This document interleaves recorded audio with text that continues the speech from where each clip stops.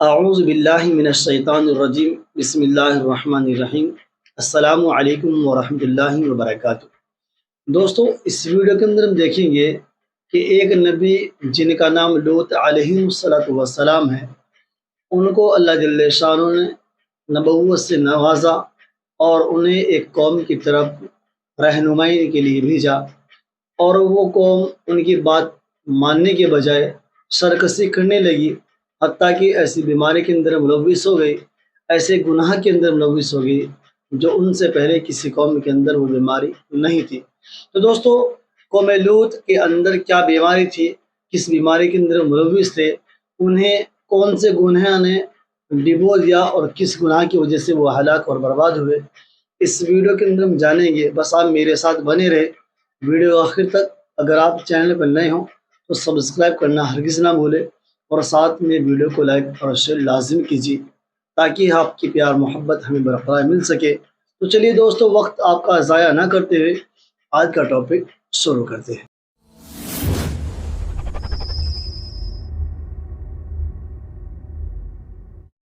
قوم لوط، جنہوں نے ایسی برائی کو ایجاد کیا جو ان سے پہلے دنیا میں کسی قوم نے نہ کیا تھا۔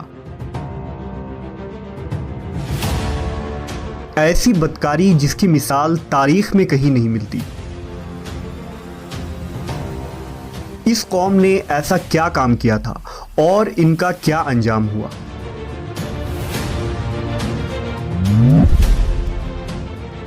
حضرت لوط علیہ السلام اللہ کے ایک برگزیدہ نبی تھے۔ آپ کے والد کا نام ہاران تھا، جو تاریخ کے بیٹے تھے۔ آپ کی پیدائش عراق کے قدیم شہر ار میں ہوئی تھی۔ اس شہر میں ابراہیم علیہ السلام کا مسکن تھا۔ دراصل لوط علیہ السلام کے والد ہاران حضرت ابراہیم کے سگے بھائی تھے، یعنی حضرت لوط علیہ السلام حضرت ابراہیم کے بھتیجے تھے۔ چونکہ حضرت لوط علیہ السلام کے والد ان کے بچپن میں ہی انتقال کر چکے تھے، لہذا حضرت لوط کو حضرت ابراہیم نے بیٹا بنا کر پالا تھا۔ آپ حضرت ابراہیم پر سب سے پہلے ایمان لانے والوں میں شامل ہیں۔ آپ حضرت ابراہیم کے زمانے میں اہل سدوم کی رہنمائی کے لیے نبوت کے منصب پر فائز ہوئے۔ حضرت لوط کے بہت سارے معجزات ہیں۔ آپ جس وقت بارش کے لیے دعا کرتے تھے تو آسمان بادلوں سے بھر جاتا اور خوب بارش ہوتی تھی۔ حضرت لوط جس پتھر پر سر رکھ کر سوتے، اس پتھر پر آپ کے سر مبارک کا نشان بن جاتا تھا۔ سدوم وہ علاقہ تھا جہاں لوط علیہ السلام مبعوث فرمائے گئے۔ سدوم کے آس پاس 5 نہایت ہی خوبصورت شہر آباد تھے، جن میں سے ہر ایک کی آبادی 1,00,000 نفوس سے زیادہ ہی تھی۔ یہ علاقے نہایت ہی سرسبز و شاداب اور قدرت کی فیاضی کا حسین شاہکار تھا۔ یہاں باغات کی کثرت تھی، لہلہاتی کھیتیاں یہاں کی ضروریات سے کہیں زیادہ تھی۔ اردن، شام اور اسرائیل کے درمیان بسا ہوا یہ علاقہ نہایت ہی زرخیز تھا۔ وہاں طرح طرح کے اناج، پھل، میوے بکثرت پیدا ہوتے تھے، اور یہی وجہ تھی کہ آس پاس کے بستیوں کے لوگ بھی اپنی معاشی اور غذائی ضرورت کے لیے ان بستیوں کی طرف آتے تھے۔ مگر یہ بات اہل سدوم کے لوگوں کو بالکل بھی پسند نہ تھی۔ ان کے خیال میں ان کی بستیوں میں پیدا ہونے والے پھلوں، اناجوں اور سبزیوں پر صرف ان کا ہی حق تھا۔ وہ نہیں چاہتے تھے کہ دوسری بستیوں کے لوگ ان کے علاقے میں آئیں۔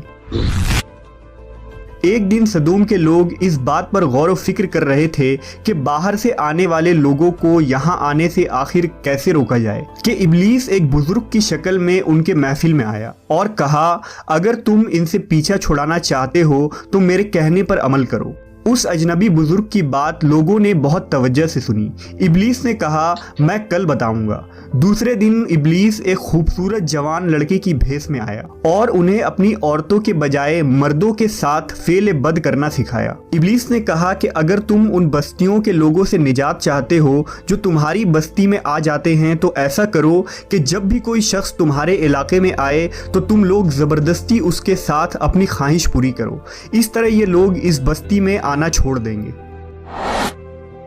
اپنی نفسانی خواہشات کے لیے مردوں سے بدفعلی اس قوم کا دستور بن گیا تھا۔ یہاں بے حیائی عام ہو گئی تھی۔ حکمراں، سردار، رؤسا، ہر طبقے میں گھر گھر یہ عمل پھیل گئی تھی۔ بھری محفل میں یہ لوگ اس فحاشی کے کام کو کر کے خوش ہوتے تھے۔ کوئی بھی محفل اس کام کے بغیر ادھوری سمجھی جاتی تھی۔ خاص کر مسافروں میں سے کوئی خوبصورت لڑکا ہوتا تو یہ لوگ اسے اپنا شکار بنا لیتے۔ तलमूद में लिखा है कि अहले सदूम अपनी रोज़मर्रा की ज़िंदगी में सख्त जालिम, धोखेबाज और बद मामला थे। कोई मुसाफिर उनके इलाके से बखैरियत ना गुजर सकता था, कोई गरीब उनकी बस्तियों से रोटी का एक टुकड़ा ना पा सकता था। बारहा ऐसा होता था कि बाहर का आदमी उनके इलाके में पहुंचकर फाकों से मर जाता और ये उसके कपड़े उतार कर उसकी लाश को बरहना दफन कर देते। अपनी वादी को उन्होंने एक बाग बना रखा था जिसका सिलसिला मीलों तक फैला हुआ था। इस बाग में वो इंतहाई बेहयाई के साथ एलानिया बदकारियां करते थे। हज़रत लूत अलैहिस्सलाम ने उन्हें तौहीद की दावत दी और बदकारी के इस घिनौने अमल से तौबा करने का हुक्म दिया। हज़रत लूत ने कहा, तुम बेहयाई क्यों करते हो? क्या तुम औरतों को छोड़कर लज्जत हासिल करने के लिए मर्द की तरफ माइल होते हो? हकीकत यह है कि तुम अहमक लोग हो। हज़रत लूत अहले सदूम को दिन रात वाज़ और नसीहत किया करते, लेकिन कौम पर इसका कोई असर ना हुआ, बल्कि वो बहुत फ़खरिया अंदाज में ये काम करते थे। उन्हें हज़रत लूत का समझाना भी बुरा लगता था, लिहाजा उन्होंने साफ साफ कह दिया कि अगर तुम हमें इसी तरह बुरा कहते रहे और हमारे कामों में मदाखलत करते रहे तो हम तुम्हें अपने शहर से निकाल देंगे। हज़रत लूत ने नसीहत और तबलीग का सिलसिला जारी रखा, लिहाजा एक दिन अहले सदूम ने खुद ही अज़ाब इलाही का मुतालबा कर दिया। अल्लाह ताला ने अब तक उनके इस बदतरीन फहाशी और बदकारी के बावजूद ढील दे रखी थी, लेकिन जब उन्होंने हज़रत लूत से एक दिन कहा कि अगर तुम सच्चे हो तो हम पर अजाब ले आओ, लिहाजा उन पर अजाब इलाही का फैसला हो गया। अल्लाह ने अपने ख़ास फरिश्तों को दुनिया की तरफ रवाना कर दिया। ये फरिश्ते दरअसल हज़रत जिब्राईल, मीकाईल और इसराफील अलैहिस्सलाम थे। फिर ये फरिश्ते हज़रत लूत अलैहिस्सलाम के घर तशरीफ़ ले आए। हज़रत लूत ने जब उन खूबसूरत नौउम्र लड़कों को देखा तो सख्त घबराहट और परेशानी में मुब्तला हो गए। उन्हें यह ख़तरा महसूस हुआ कि अगर उनके कौम के लोगों ने उन्हें देख लिया तो न जाने वो उनके साथ क्या सलूक करेंगे। हज़रत लूत की बीवी का नाम वाइला था। उसने आप पर ईमान ना लाया था और वो दरअसल मुनाफिका थी, वो काफिरों के साथ थी। लिहाजा उसने जाकर अहले सदूम को ये खबर दे दी कि लूत के घर नौजवान लड़के मेहमान ठहरे हुए हैं। ये सुनकर बस्ती वाले दौड़ते हुए हज़रत लूत के घर पहुँचे। हज़रत लूत ने कहा, ए कौम, ये जो मेरी कौम की लड़कियां हैं ये तुम्हारे लिए जायज़ और पाक हैं। अल्लाह से डरो और मुझे मेरे मेहमानों के सामने रुसवा ना करो। क्या तुम में से कोई भी शाइस्ता आदमी नहीं? हज़रत लूत की बात सुनकर वो लोग बोले, तुम बखूबी वाकिफ़ हो कि हमें तुम्हारी बेटियों से कोई हाजत नहीं और जो हमारी असल चाहत है उससे तुम बखूबी वाकिफ़ हो। कौम लूत के इस बेशर्माना जवाब से अंदाज़ा लगाया जा सकता है कि वो फेल बद में किस हद तक मुब्तला हो चुके थे। जब हज़रत लूत अलैहिस्सलाम की कौम उनके घर की तरफ दौड़ती हुई आई तो हज़रत लूत ने घर के दरवाजे बंद कर दिए और उन नौजवानों को एक कमरे में छुपा दिया। उस बदकार लोगों ने आपके घर का घेराव किया हुआ था और उनमें से कुछ घर के दीवार पर भी चढ़ने की कोशिश कर रहे थे। हज़रत लूत अपने मेहमानों की इज्जत के ख्याल से बहुत ज़्यादा घबराए हुए थे। फरिश्ते ये सब मंजर देख रहे थे। जब उन्होंने हज़रत लूत अलैहिस्सलाम की बेबसी और परेशानी का ये आलम देखा तो हकीकत से पर्दा उठाते हुए यूं फरमाया, ए लूत, हम तुम्हारे रब के भेजे हुए फरिश्ते हैं। ये लोग हरगिज़ तुम तक नहीं पहुंच सकेंगे।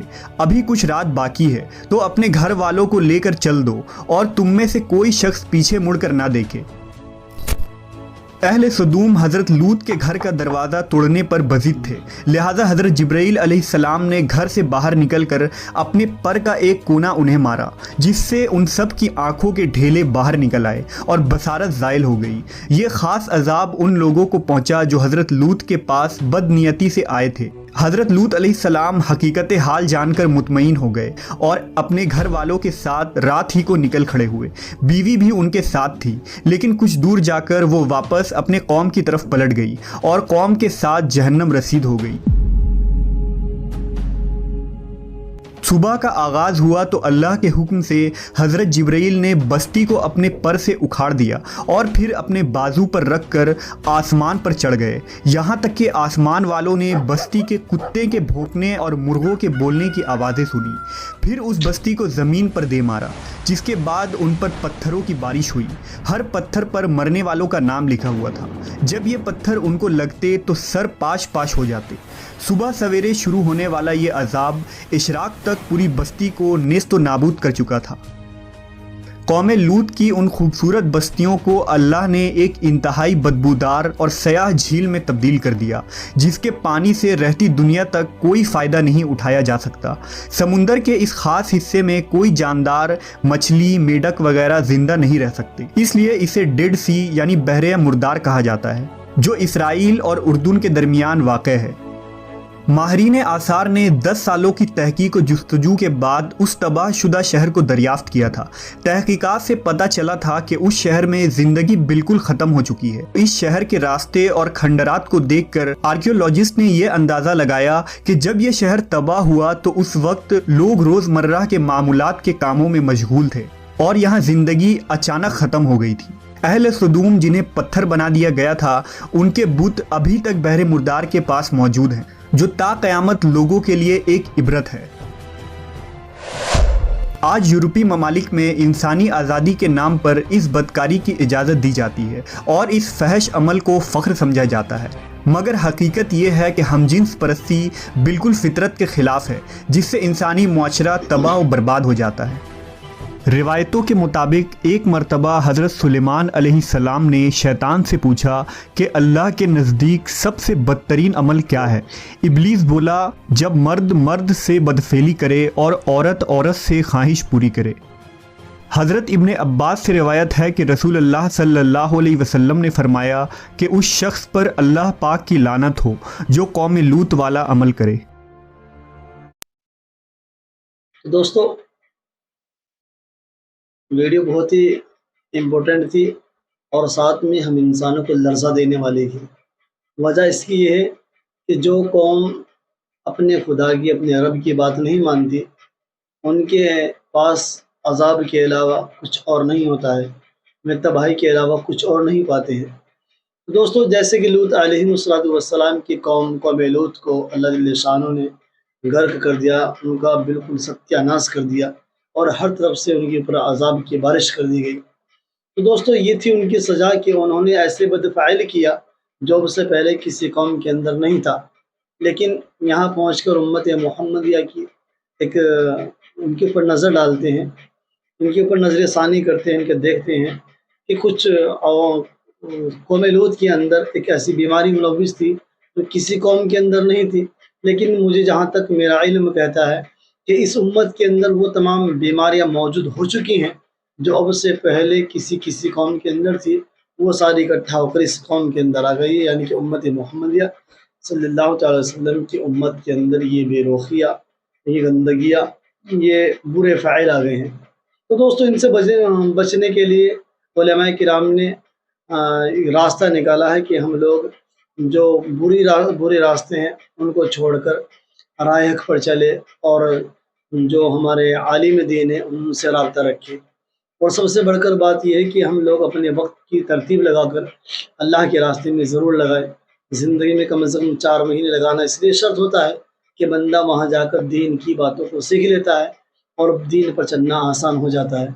پھر اس کے برعکس جو لوگ اللہ کے راستے میں جا کر واپس آتے ہیں، ان کے اوپر لازم اور ضروری بنتا ہے کہ وہ لوگ جیسے خود اللہ کے راستے میں نکلے تھے ایسے دوسروں کو نکالنے کی کوشش کرے۔ مطلب ہے کہ بندہ جب کسی حدیث کے اندر آتا ہے، آپ کو بتا دوں، اللہ کے رسول صلی اللہ تعالی وسلم نے فرمایا، من جہد فی نفسی الجہاد من جہد نفسی، یعنی کہ یہ سمجھ لیجئے کہ جہاد سب سے بڑا کیا ہے کہ بندہ خود اپنے آپ سے جہاد کرے، یعنی کہ اپنی برائیوں کو، اپنے آپ کو برائیوں سے محفوظ رکھے۔ تو دوستو، ویڈیو بہت ہی انٹرسٹنگ تھی، مجھے تو لرزا دیا۔ آپ کو ویڈیو کیسی لگی کمنٹ باکس میں ضرور بتانا۔ اگر آپ کو اس طرح کی ویڈیوز پسند آتی ہے تو ہم اس طرح کی ویڈیو لے کر آپ کی خدمت میں ضرور حاضر ہوں گے۔ تو بس آج کے لیے اتنا ہی کافی۔ اپنے اور اپنے پریوار کا خیال رکھیے، انہیں دین کی باتیں ضرور سکھائیے تاکہ وہ اس دنیا کے اندر اور آنے والی جو زندگی ہے یعنی کہ آخرت کے دن کے اندر ہمیشہ کامیابی اور کامرانی کی طرف پہنچ سکے۔ آج کے لیے اتنا ہی کافی۔ لیجیے اپنے بھائی کو اجازت۔ اللہ